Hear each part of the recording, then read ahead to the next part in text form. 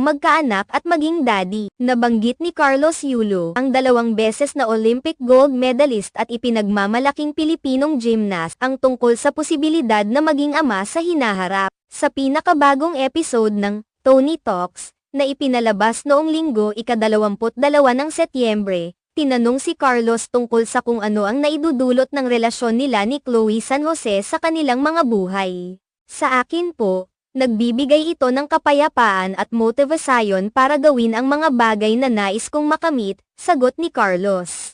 Idinagdag pa niya, at syempre, sa hinaharap, kapag nagkapamilya na kami. Kasi gusto ko talagang magkaroon ng anak. Gusto kong maging tatay. Sa pagkakataong ito, tinanong ni Tony Gonzaga, ang ultimate multimedia star, kung handa na ba si Carlos sa edad na 24. Sa hinaharap naman po, ang naging sagot ni Carlos, na nagpapakita ng kanyang pag-iisip